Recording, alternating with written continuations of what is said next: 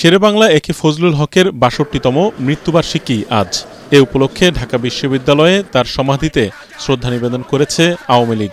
শ্রদ্ধা নিবেদন শেষে আওয়ামী লীগের সাধারণ সম্পাদক ওবায়দুল কাদের বলেন, এদেশে সাধারণ মানুষের মাঝে যারা রাজনীতিকে নিয়ে গিয়েছিলেন তাদের মধ্যে অন্যতম জাতীয় নেতা শেরেবাংলা একে ফজলুল হক।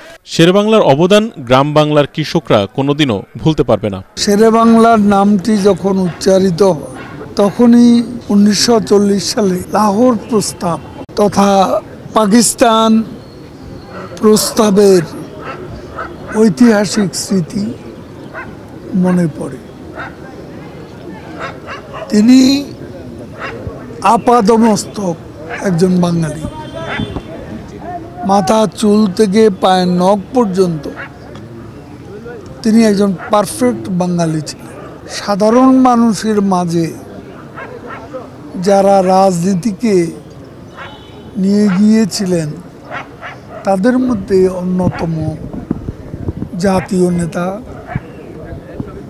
শেরেবাংলাকে ফজলুল হক। ক্ষমতায় যেতে বিএনপি বিদেশি প্রভুদের দাসত্ব করছে বলে এ সময় মন্তব্য করেন আওয়ামী লীগ সাধারণ সম্পাদক।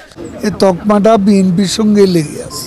তারাই দাসত্ব করে ক্ষমতা পাওয়ার জন্য।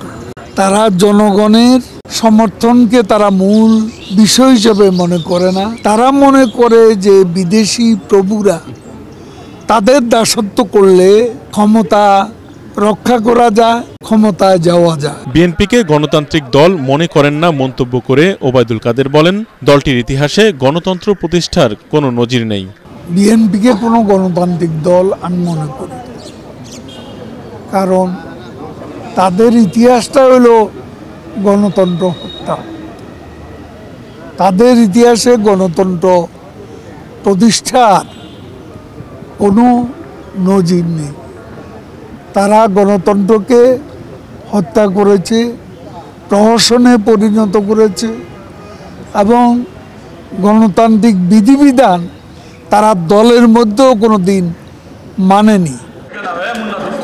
এছাড়া ঢাকা মহানগর দক্ষিণ আওয়ামী লীগ, যুবলীগ, স্বেচ্ছাসেবক লীগ, কৃষক লীগ, মহানগর ছাত্রলীগও শেরেবাংলার সমাধিতে ফুল দিয়ে শ্রদ্ধা নিবেদন করে। ইয়াসিন রানা, এটিএন বাংলা, ঢাকা।